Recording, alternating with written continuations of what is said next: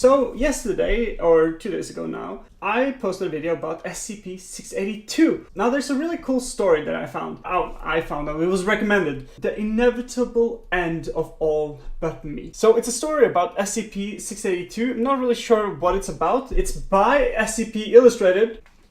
Hello, that should be pretty good. And so I'm really excited to just listen to it. So without further ado, let's get into it. Good day everyone and welcome back to SCP Illustrated for the first video of 2020, and it's a 682 video.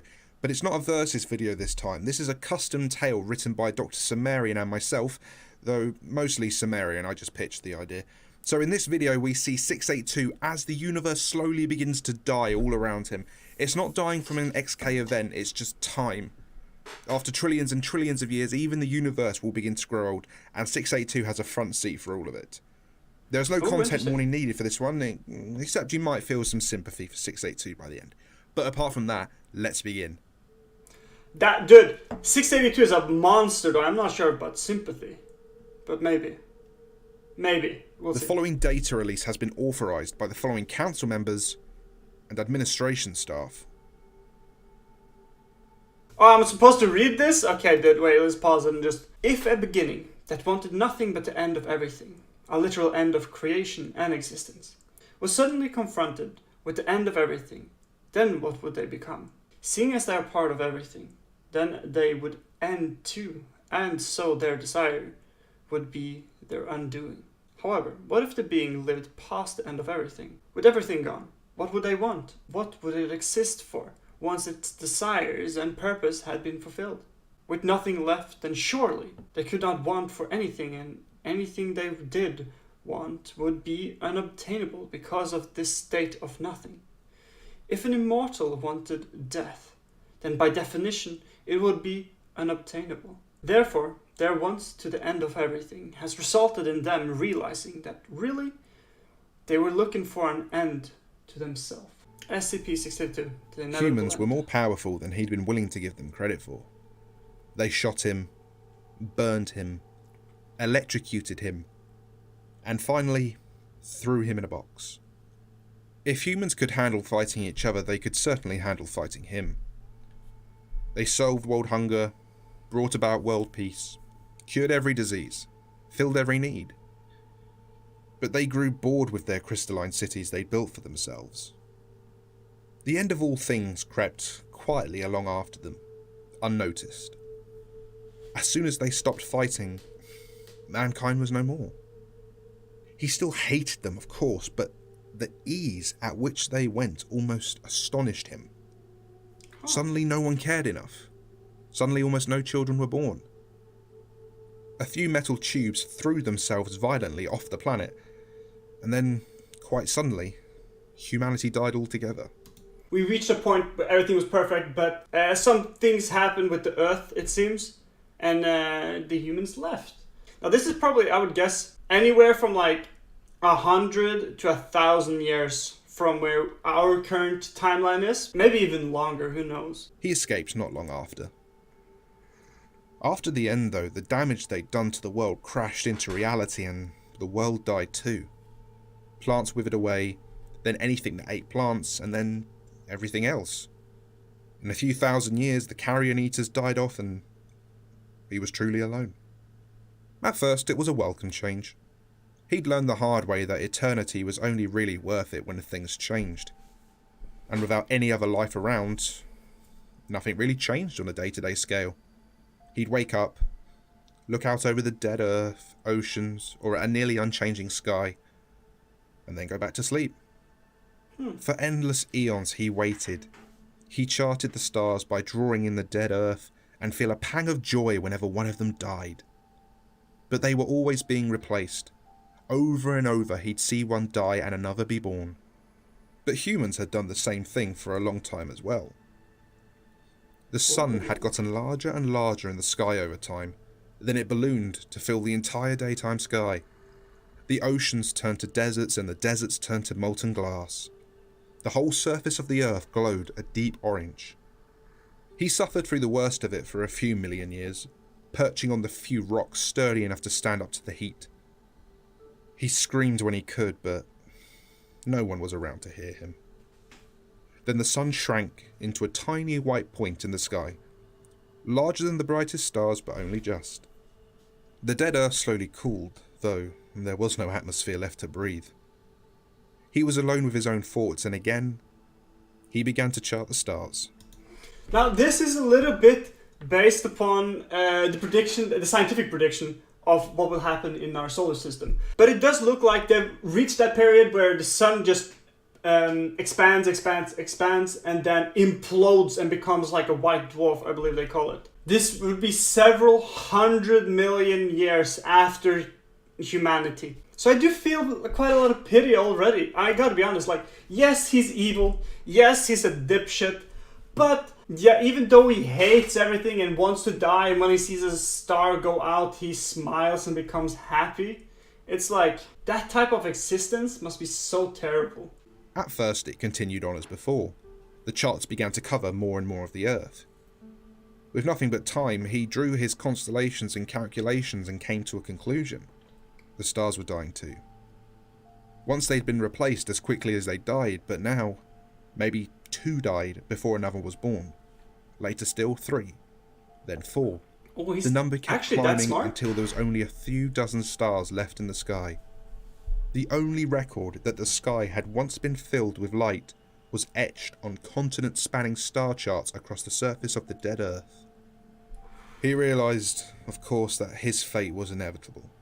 Even after all the stars had gone, he would still be here. He would be the only thing left in an infinite darkness that would continue for eternity. He rested his head on the rock and gazed at a star, wondering for how much longer it would burn before fizzling out. Oh. This is good. Then one day, a trillion years after the last star had blinked out, 682 squinted at the dark night sky. A new star had formed. This one was brighter than anything he'd ever seen before. It moved strangely and quickly.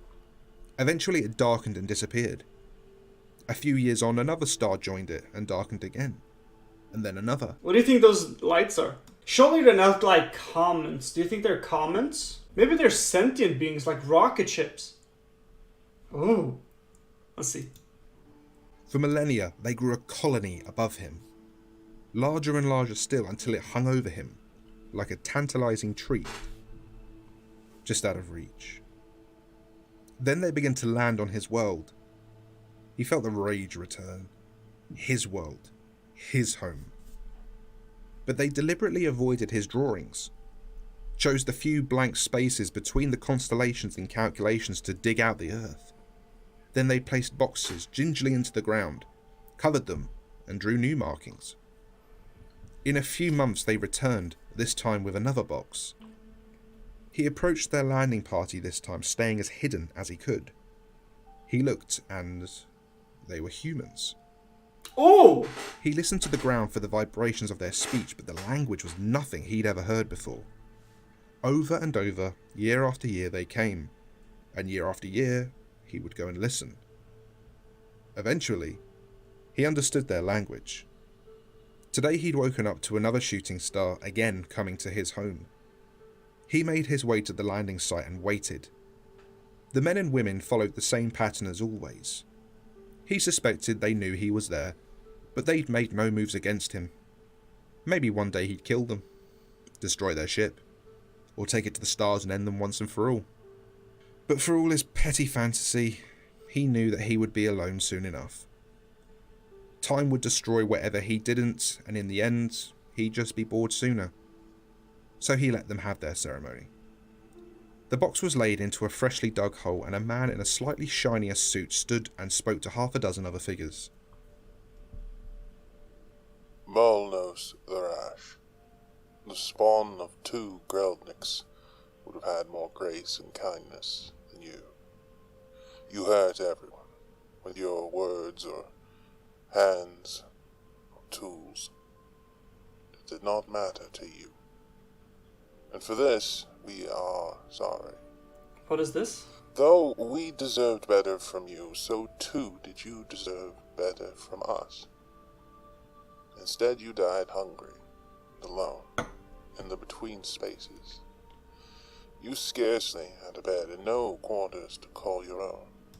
Are they talking about a person or Earth? Because they kind of did abandon Earth, right? So they're talking about Earth, or are they talking about... What are they talking about? I'm not sure what they're talking about, dude. This is confusing. I commit now your soul to the stars, the home of your ancestors. I commit now your body to the earth, the home of their ancestors. I hope you there is a person. It's actually a person, okay. deserved in life, somehow. May the Starkeeper bless your passing. May the Starkeeper bless your ancestors. And may the Starkeeper bless us all. The humans covered the hole with dirt slowly, and then shuffled into their ship. SCP-682, the Starkeeper, and the last witness to a dying universe, watched them disappear into the black eternity. He walked over to the grave, pawed at the freshly dug ground, spun in place atop it, and took a nap. Huh.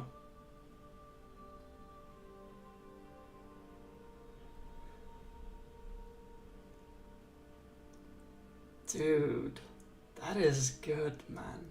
And that is how SCP-682 will spend the rest of his existence. Cold, alone, and unable to escape the eternal darkness that will befall the universe eventually. It's all well and good being immortal until even the universe dies of old age. So yeah, he may win every fight now, but eventually creation will have the last laugh. I hope you enjoyed this video. Be sure to like and subscribe if you did. Ooh. Next time will be SCP-1860. Dude, that was really good. Oh my god, dude. That was exceptional. I gotta be honest, dude, I found it a little bit poetic. Because what does it really mean to live forever? What are the actual consequences of such a immortal state? Here is at least one really good descriptive aspect. You know, it's one thing to, while all humans are in existence, but imagine beyond that, not just a couple thousand years, millions of years, to an inevitable dark and gloomy future. Ooh, tasty, dude. Woo! Really enjoyed this video. I hope you guys did too. If you did, please leave a like and subscribe, and I'll see you guys in the next one. Alrighty, and comment some comments if you got something good. Peace.